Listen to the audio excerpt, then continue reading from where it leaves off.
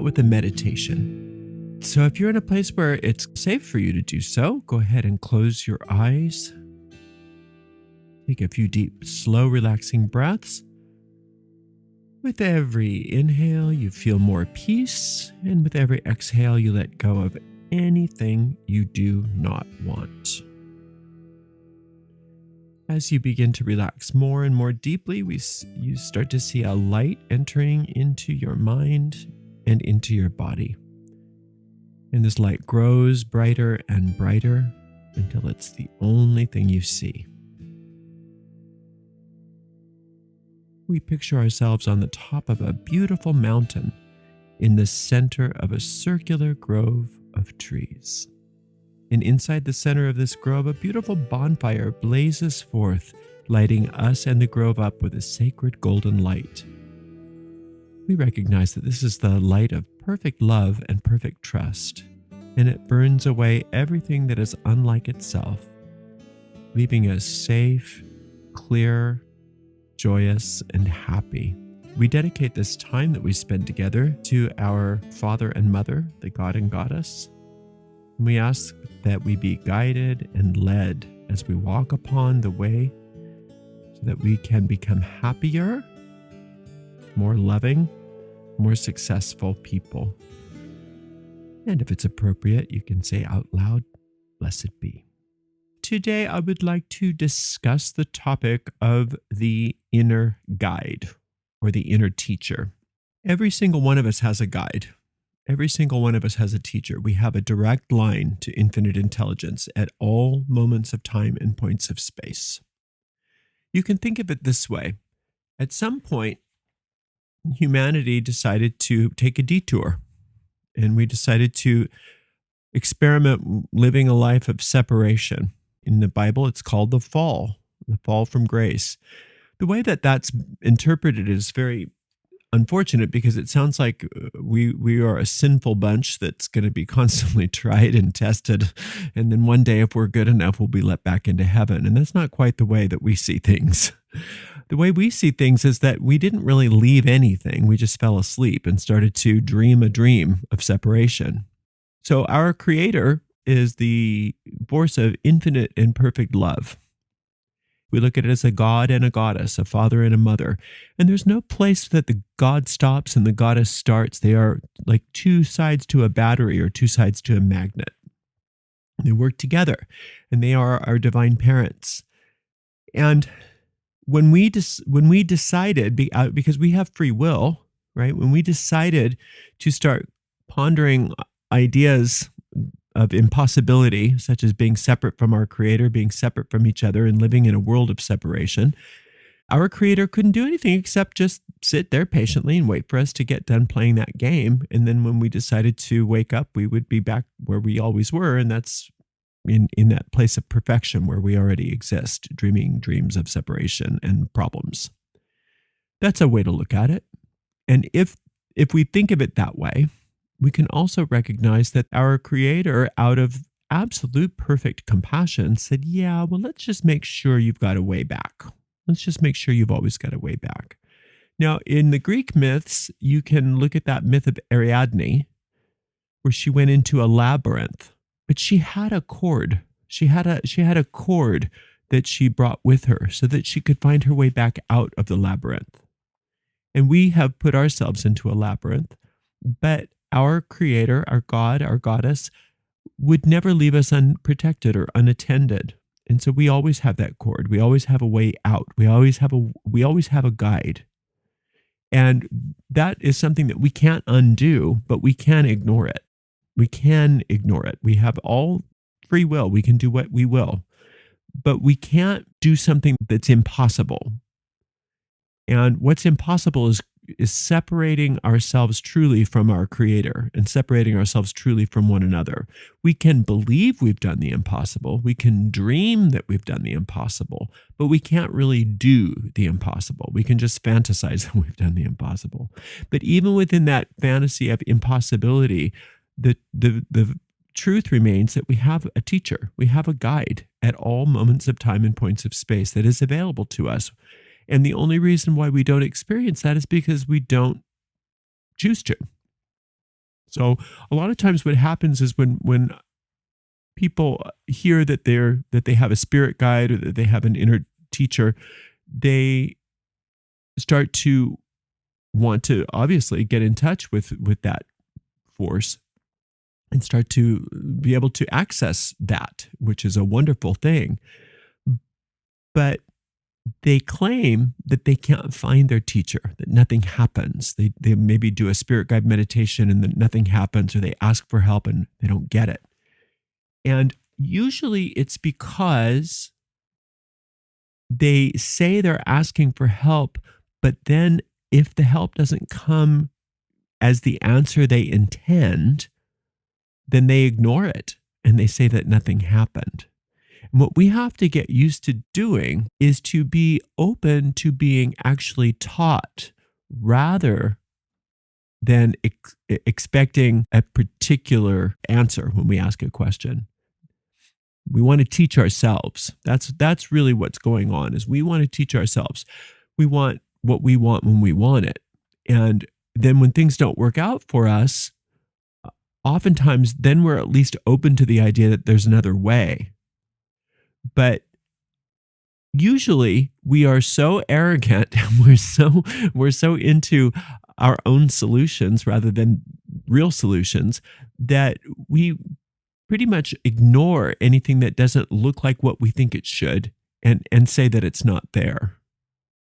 And that's why a lot of people say they're not psychic and they're not clairvoyant. Well, I can't see auras, or I can't, I have no psychic ability. It's not true. You do. And yes, you can. It's just that you're not willing to look at something that you don't think is there. You're not willing to look at things a different way. And that's what's required with any kind of second sight, including working with your teacher. You have to be willing to see things in a different way. You have to be willing to look at things differently and recognize that your teacher is not going to just give you the same information that you've been giving yourself. The teacher is going to give you the truth. And as long as you're not open to hearing the truth, you're going to claim that there's no guidance. So the first thing that we have to do is open our minds to the idea that there is guidance, there is a teacher, and that it's not going to look or sound like anything that we understand necessarily. And we have to accept the fact that there is a different way of seeing things, there's a different way of hearing things, and there's a different way of traversing this world. And that's what that guide is here to show us. Another reason why a lot of people don't claim they don't get guidance is because they don't ask, they demand. They expect certain things for themselves, but they don't ask. They don't ask for help. They don't look at their lives and say, I don't know what I'm doing. I need help. Until you're willing to relinquish your own expertise in something in favor of the truth, you're not going to be open to hearing anything other than what you're telling yourself. You're not interested in asking necessarily. You're interested in demanding that things be the way you want them to be or the way you think you want them to be. But I'm going to let you in on a secret. The way that you think you want things to be is not what you want. Most of the time, you think it's what you want, but it's not. What you want is something that you like to hide from yourself, because that's a trick that we play to keep ourselves asleep, to keep ourselves dissatisfied, and to keep carrots dangling in front of our faces so that we're constantly searching for something that we can't find. That's a trick we play on ourselves. Your teacher will never put you on a wild goose chase like that. Your teacher's never going to dangle a carrot in front of your face. Your teacher's going to always tell you the way things really are. And so if you think that you don't have guidance, look at the fact that it's possible that you just don't want to hear it. You just don't want to give up a certain way of seeing things. You don't want to give up some of your treasured ways of being in favor of the truth. But I can tell you that the truth is always going to give you everything you want, and your treasured ways of being and seeing things are always going to give you more problems. So it's not that the guide isn't there. It's not that the guide is not something that you can understand. It's not that that you're not hearing or seeing it. It's that you don't want to. It's really that you don't want to. You'd rather stay really, really busy keeping up the life the way you see it and that you have it, rather than being shown a better way. So what you can do is, as with everything, start small. Start small. And if you feel like you don't have the guidance that you desire, start doing it a different way. Start asking for the guidance and then not telling the guidance what to tell you. Start asking for the guidance and letting it reveal itself to you in the way that it will. Now, your guide is never going to increase your problems. Your guide is never going to increase your fear. So that's why your guide is not going to appear in front of you in physical form, because that would scare you. You might not think it would, but it would. Sometimes it won't even show up as a voice at first in your mind, because that might scare you. So you have to allow, especially when you're fostering a relationship with your inner guidance, you have to allow for subtlety, because to the degree that you're afraid of the guidance, to that same degree your guidance won't push. So you have to learn how to start out really, really subtly. Now, sometimes what you'll get when you ask a question, when you ask for help on a specific topic, and you are really open to being shown, you are really open to being taught, not just like, okay, but it's got to look like this, or I'm just not going to hear about it, right? That's what we normally do. But if you really are open to hearing the truth about a situation, you ask the question, you ask for the guidance, and then you just let it go, and you allow it to come to you. You may or may not get impressions right away, depending on where you are in your development and your relationship with this guide. But you may start getting subtle hints. There may be a bumper sticker that's an obvious answer to your question. You may drive by a billboard with an obvious answer to your question. Somebody may show up and say something, or you may get a card, or they may have a weird thing on their t-shirt, right? So it's going to start out subtly for most people. And then as you acknowledge, oh, I'm getting my guidance, then you are starting to recognize where the guidance is coming from, and you have less and less fear about working directly with your guide. As that fear decreases, your ability to work directly with your guide increases, because you're no longer afraid of what's going on. You're no longer trying to reject what's going on. So you have to start small and ask. The thing about your inner guidance, remember that this is given to you for your benefit, and it's never going to leave you. You always have had it. You always will have it. Some people call it a guardian angel. Some people call it a spirit guide. It doesn't matter what you call it. It will reveal itself to you in whatever way, form that is most appropriate to you, and that's not going to bring up any fear in you. So as you move forward, fostering this relationship with your guide and strengthening the relationship with your guide, you do so by meeting with it daily. Him, her, it, them. Every single day. You just make an appointment. And what you do is you go and you sit and you close your eyes and you relax your body and you allow yourself to receive. If you have questions, you ask them. If you have problems, you tell them. If you have concerns, you bring them up. But then you learn how to sit in the silence and receive the wisdom. Now, sometimes you're going to get very explicit instruction, but at first, sometimes you won't. Sometimes you're just going to get a feeling or a sense. And then as you go about your daily life, you'll start to see that you get communication, either in your mind or through events. And as you get more and more used to working with your guide, then you are allowing yourself to have less fear about it. And you're allowing yourself to have a more visceral experience one-on-one with the guide. And then you're going to get things like very specific instructions. You're going to get channeled information. You're going to get all kinds of wonderful things. Now, ultimately, it's probable or possible that your guide is really your own higher self. That's very possible. Or you're just the most sane part of your mind that we seem so detached from that it seems like a separate entity. It's very possible that that's what it is. But all I know is that that guide is always there, is always present, and you can't do anything to get rid of it, but you can ignore it. You can ignore it. And sometimes, even when we know about the guide, we have very elaborate ways of ignoring our guide. And while we claim that we can't get a hold of them, while we claim that we can't hear them, we're just being very elaborate about our way of ignoring them.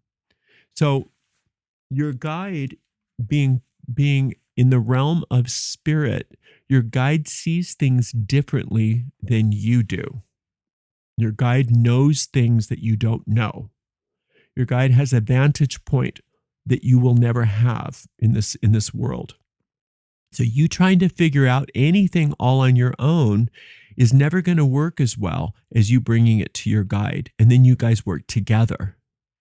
And a lot of times people get these ideas, and they even get taught this, only bring really important things to your guide, or don't call in don't overdo it with your guide because you don't want to anger them or something. That's all ridiculous. It's absolute nonsense.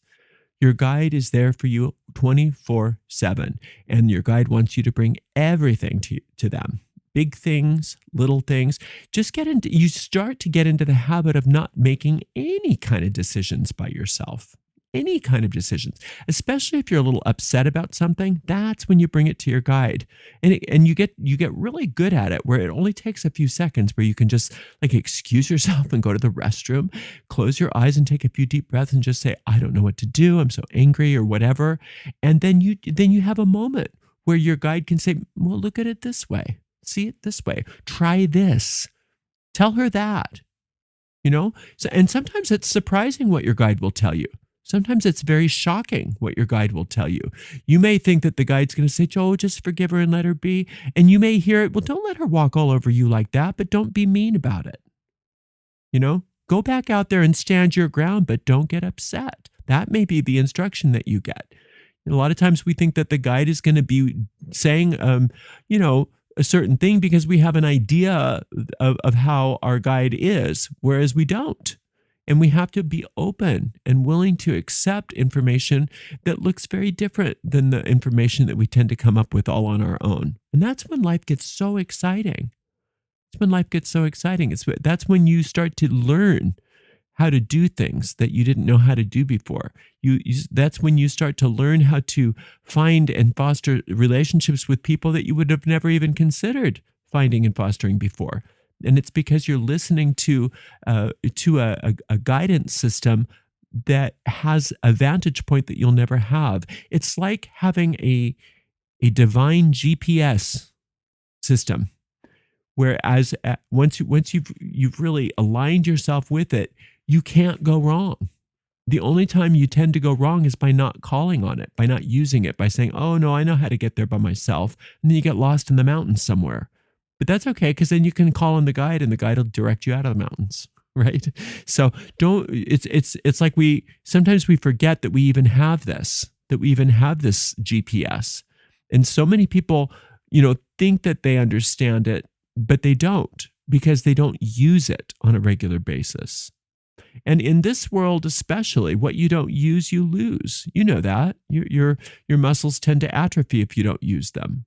Certain things just rust if you don't use them. And it's similar. Our ability to have any kind of psychic understanding, and especially with our inner guidance system, gets rusty if we don't use it. So we have to start using it all the time, every single day. And you can tell that you're not working with your guide when you start making stupid choices. And you've made a stupid choice when it involves getting mad at somebody, or having a big fight with somebody, or spending a bunch of money on something that was pointless, or making choices that cause you to have negative consequences. But the good news is that when you call on that inner guide can help you undo all of those negative consequences and clean up those mistakes that you've made, and then start making better choices in the future so that you are always on track, going from success to success and from glory to glory. And that takes some work. It takes a lot of practice, just like any other skill, but it's one of those skills that's probably the more important skills in this lifetime. Oftentimes, we think that we are supposed to figure out everything by ourselves, that we were just dropped onto this earth all by ourselves with absolutely no guidance, and that we're here to figure everything out. And since we believe that, and since nobody's taught us about our inner guidance system, and in fact, most of this world is taught us against listening to ourselves, into our higher wisdom, and that we have to figure out everything, and that everything has to be done with us in a state of tension. And so we get very used to trying to figure things out in a state of tension, and then having things not work out so well for us because we get ourselves into pickle after pickle after pickle because we've been taught that that's the way it's supposed to be, and that somehow this is learning lessons, right? Then we spiritualize it, especially in New Age spirituality. Oh, well, it's just a lesson I'm learning. Is it? Is that a lesson? To me, that's a lesson in that you're the only lesson that you're learning when you do that is to stop doing that. and to start looking for answers where they exist rather than looking for answers where they don't exist. Because a good rule of thumb is, if I'm so smart, I wouldn't be in this problem. If I knew what to do, I wouldn't be in this problem. Therefore, the lesson here is I don't know what I'm doing. And that's a good thing to know. But I want to know what I'm doing. So I need to find help. Where does help exist? Inside my mind. And it's a teacher that exists for me that is outside of the thought system that I run with. So it's outside of my personality. It's outside of everything that I understand. It's a wisdom that is completely different than everything that I'm used to, but it's always there for me, and it's always guiding me, and it will always give me the right answer if I'm willing to follow it and if I'm willing to ask for it. But most of the time, most of us are unwilling to even consider the fact that we don't know what we're doing. In fact, we double down on stupid more than anything else. Happens all the time. Well, I screwed that up. I better do it again, but more. I better get more force behind there, and I'll just do it again. And what do they say about the definition of insanity? Right, doing the same thing over and over again and expecting a new result. Well, the teacher, your guide, is never going to come in and say, "Listen, I'm taking over. You're screwing things up so bad. I'm taking over. Just sit back. Let me fix this for you." You're never going to get that from your teacher, because free will is the bottom line. Free will and cause and effect are two main laws that we'll never ever get out of. We can't get out of those laws. Cause and effect and free will. So when we are having big problems, almost always, not always, but almost always, it's because we have misused our free will and misused the laws of cause and effect. We've misused our free will to go in and think thoughts or create actions, create causes which are not good for us. And then when we get the results, we don't want to even look at the fact that we had anything to do with that. So we blame something outside of ourselves, whatever happens to be convenient, and say, "Look, well, what a victim I am. Everything's happening to me." And then we reinforce that belief by trying another thing that doesn't work, and then another thing that doesn't work, and then another thing that doesn't work. And the teacher can't do anything but sit there patiently with you, whispering softly to you constantly, "Let me help you. I'm here whenever you need me. Let me help you. But because our minds are so loud and clamoring, we aren't taking any time to listen to that voice. But if we make that appointment every day, and we calm our body down, and we calm our minds down, and we start to listen to that very still, small, but persistent voice within us, we'll recognize all this time there has been another option. There's been another option available to us that we just didn't bother to notice. It's not that it wasn't there, just that we didn't notice it because it's not loud and clamoring. It's not hitting us over the head. It's not violent. It's not dramatic. It's not scary. It's not any of those things. It's just peaceful, calm, serene, persistent, and wise. Inner wisdom. So if we're not practicing tuning our minds to that voice, then it makes sense, right? That the clamor of our ego minds, the clamor of our personalities, is going to drown that out. But it's because we're choosing to not listen. We're choosing to listen to something else. So if we want out of those problems, and if we want into all of the wisdom and all of those amazing lessons that are sitting there waiting for us, this intense wisdom school. It's like people want, people will want to find the library at Alexandria before the fire, or the people want all of this wisdom. It's right there. It's right inside you. You have access to all of it. All of it's there. Whatever you need to know, it's there. But you have to discipline your mind to calm down and not listen to all the shrieks of your ego, and instead listen to that still small voice of wisdom. And that just takes practice, like any other skill. So what you want to do is you want to start small and be consistent. And what you can do for those of you who have a hard time focusing and keeping your mind calm, is start out with just that magic minute exercise. You can find that on my YouTube channel. Just start out with that magic minute exercise. And you don't have to increase it to any more than 5 minutes at a time or 5 minutes a day. Just 5 minutes a day of doing that exercise will start to change what power you are allowing to guide you from your ego to your inner guide. Just that little bit every single day. And you don't have to be conscious necessarily of what's going on in that, because you'll notice that through the day, your ability to make choices is very different as a result of you working, that morning on having that 5 minutes where you just calm the mind down and you tune it into that still small voice. Even if you can't yet hear it, it doesn't matter.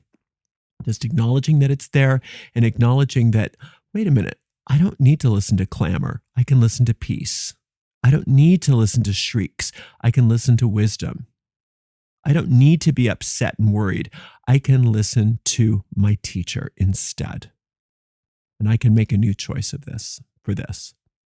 So you get used to as things move forward, you get used to starting to bring choices to your teacher, and silly choices. It's okay. What should I wear today? Those kinds of silly little choices. What should I buy for dinner tomorrow night? Start out with those silly little things, because you'll notice that when you do that, all it does is get you used to listening to wisdom instead of yourself. Now, before we end, I want to give you an example of some of the things that you can expect from working with your inner guide. Your inner guide knows everything, okay? And you know very little. And that's okay to know. It's fine. You don't need to know everything. That's not your function to know everything. So let's just give an example. Let's just say you're looking for a new job. You really want a great new job. Let's say you wanted a job in a particular field, but you wanted a better pay. You wanted better, everything. You thought it's right. And so you decided by yourself, where you're gonna send in your resume, what the job's supposed to look like. You're doing that kind of magic, right? Which is great. So you've decided, you made a list of all the things that you want, and then you made a list of all the different companies that have jobs that are like what you want, and you're sending out all your resumes, and you're right on it. And you may even be working magic for it. Maybe you're doing a job spell for it or something like that, or working psalms or something where you're just really laser focused on the thing. You're doing everything but asking your teacher what to do. What you don't understand is that your guide knows about this one job that's perfect for you in this company you've never heard of before. And there's a way for you to get involved with this job that you're never going to be able to figure out on your own. So yeah, you may get what you think is the perfect job, but it's never going to satisfy you like this other one will. And the only way that you're ever going to find out how to get to this other job is by calming down and asking your inner guide to show you. And then you might just get this one little, because you're not that good at listening yet, but you might get this one little tidbit to go to Starbucks for a latte, to the Starbucks you never really go to. And you go, oh, maybe I'll do it. I was, wow, I got really compelled to go there. Okay, I'll go. And lo and behold, somebody is sitting there at the table at Starbucks with their computer as you're waiting for your latte, is talking to somebody on the phone. Yeah, so-and-so is looking for a blah, blah, blah, and I'm trying to find so-and-so's resume, but she hasn't sent it in yet. You overhear this conversation, and you say, excuse me, I'm sorry to bother you, but I'm looking for a job doing blah, blah, blah. Are you accepting resumes? And they say, yes. And you give the resume. You know what I'm saying? So you'd never would have had that had you not been bothering to listen in to your guide. And your guide just subtly turns you into this one little place that you wouldn't have known how to do to get everything that you said that you wanted in a way that you could have never come up with on your own. And that's how it works. It works just like that, again and again and again and again. I wouldn't have any of the stuff that I do if I wasn't listening to my guide. I would have never thought to do any of this. Never, ever in a million years would I have thought to do any of this if I wasn't listening to my guide. Right? And the same goes for all of us. If we start listening into our guide, we start having things work out for us in ways that we could have never, ever, ever had on our own. And that's exciting and it's wonderful. So I encourage you to not only look at the fact that you do have an inner guidance, but it's there for you now.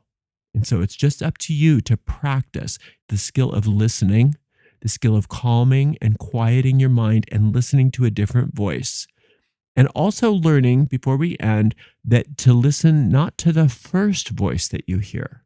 The first voice is almost always the wrong voice. The first voice is going to come in and say, no, don't do it. And then if you just give it a few beats, the second voice will come in and give you the, blah, blah, blah, blah. And that's oftentimes the voice that you want to listen to, the one that's peaceful, the one that's persistent. Right? You get to have a skill set where you know whether you're listening to the wrong voice or the right voice. And the right voice is the voice that seems rather foreign to you at this time, for most of you, because you're not used to listening to your guide. Well, I hope that was interesting for you. Thank you so much for spending some time with me today. I appreciate you more than you know. And until next time, blessed be.